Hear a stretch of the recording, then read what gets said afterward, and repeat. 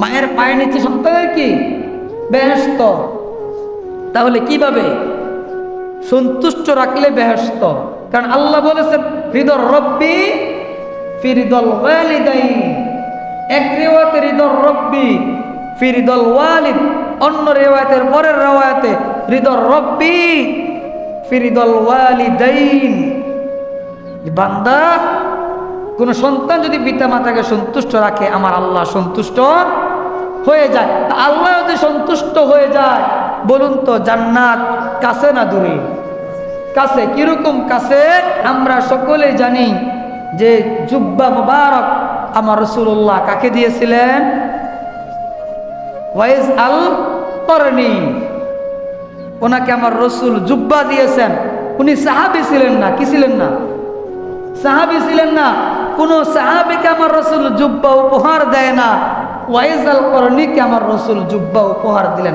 বলেন না সুবহানাল্লাহ। বলুন কেমনে? রসুলের সময় ছিল, রসুলের সাক্ষাতে আসে না। রসুলের সাক্ষাতে আসলে কি হয়ে যাইতো? সাহাবী হয়ে যাইতো, জান্নাতি হয়ে যাইতো। কিন্তু রসুলের দরবারে আসতো না। রসুল আবার কিভাবে, আমার রসুল কিভাবে জুব্বা উপহার দিলেন? যে রসুল্লাহ নবী আল্লাহর কদমে আসতে এই ওয়াইজ আল করনি বেকুল ছিলেন, কিন্তু আসতে পারে না। একটা কারণ। কয়টা কারণ?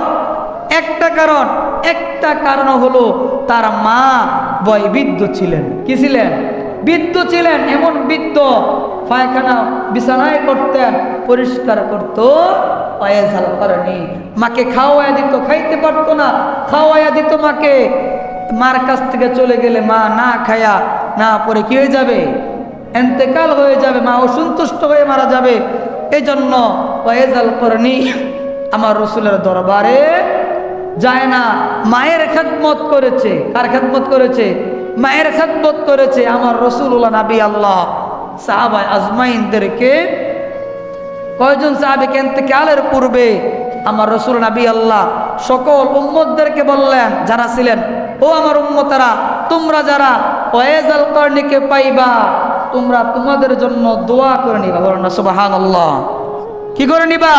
তোমাদের জন্য দোয়া করে নিবা। আর আমি রাসূল বললাম তো সে যেন আমার সকল উম্মতের জন্য দোয়া করে। বলেন না সুবহানাল্লাহ। সাহাবী না তাবিঈ। ওয়াইজ আল করনি কি তাবিঈ? সাহাবীর সাক্ষাৎ পেয়েছে পরে, এখনো তাবিঈ হয় না। রাসূল বলে, রাসূল দেখে না। বলুন রাসূল কিভাবে বলতেছে? রাসূল কি ইলমে গায়েবের খবর জানে না? জানিয়ে দিয়েছেন কে? আল্লাহ। ওয়াইজ আল করনি রাসূলের দরবারে আসে না, রাসূল এ পর্যন্ত দেখে না। রাসূল কিভাবে বলল, তোমরা ওয়াইজ আল করনির নিকট যখন দেখা হবে, তোমরা তোমাদের জন্য দোয়া চাইবে এবং আমার উম্মতের জন্য দোয়া চাইবে। বলো না সুবহানাল্লাহ। তো রাসূল না জানে, আল্লাহ তাআলা না জানাইলে রাসূল জানতেন? তা আল্লাহ জানিয়েছেন, এটাই তো ইলমে গায়েব। আমার রাসূলকে আমার আল্লাহ জানিয়ে দিয়েছেন। সর্বপ্রথম খলিফাকে আবু বকর রাদিয়াল্লাহু তাআলা আনহু।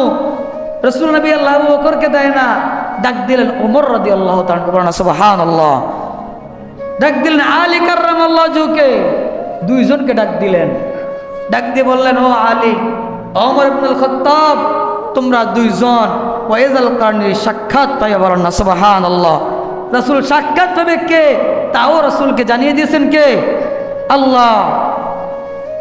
রাসূল নবী আল্লাহ ওয়াইজ আল করনির জন্য রাসূল নবী আল্লাহ জুব্বা মুবারক ওমর রাদিয়াল্লাহু তাআলার হাতে দিলেন, আর বললেন, তোমরা ওয়াইজ আল করনির হাতে এই জুব্বা দিবা, তোমাদের জন্য দোয়া চাইবা, আমার উম্মতের জন্য সেজন্য হাত তুলে আল্লাহ নিকট দোয়া করে। বলেন না সুবহানাল্লাহ।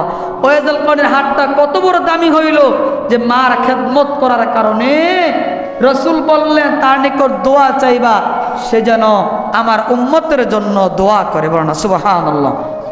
ওয়াইজ আল করনির এই জুব্বা নিয়ে আলী এবং ওমর রাদিয়াল্লাহু যখন গেলেন, ওয়াইজ আল করনির সাথে সাক্ষাৎ হলো, দোয়া চাইলেন, আর বললেন, আপনি কেন রাসূল এই হাদিয়া দিলেন?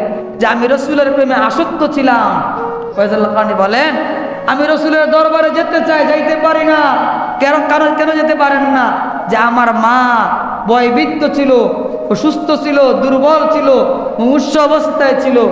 আমি আমার মার খেদমত করেছি, এই জন্য আমি আমার রসুলের দরবার যেতে পারি না।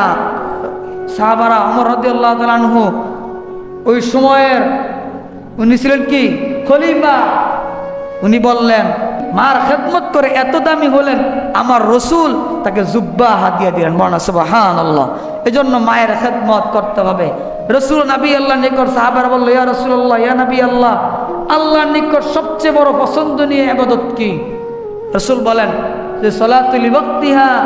প্রথম বললেন যে ওয়াক্তমতো নামাজ পড়া, দ্বিতীয় বললেন আবিরুল ওয়ালিদাইন, পিতামাতার খেদমত করা। বলনা সুবহানাল্লাহ। পিতামাতার খেদমত করা দুনিয়াতে সবচাইতে বড় কবিরা গুনাহ তিনটা, তার মধ্যে একটা হলো, এক নাম্বার হলো আল্লাহর সাথে শিরিক করা, দ্বিতীয় নাম্বার হলো পিতামাতার অবাধ্য আচরণ করা, পিতামাতাকে কষ্ট দেওয়া, পিতামাতার সাথে খারাপ আচরণ করা। এটা হলো দুনিয়াতে সবচেয়ে বড় কবিরা গুনাহ। বলেন না নাউজুবিল্লাহ। এজন্য আমরা যারা পিতামাতার সাথে উচ্চ স্বরে কথা বলি, আওয়াজ দিয়ে কথা বলি, হুঁশিয়ার হয়ে যাই। আল্লাহর নির্দেশ। কার নির্দেশ? আমাদের আমলগুলো ধ্বংস হয়ে যাইবে। অতএব আমরা আমাদের পিতামাতার সাথে ভালো আচরণ করি, সুন্দর কথা বলি।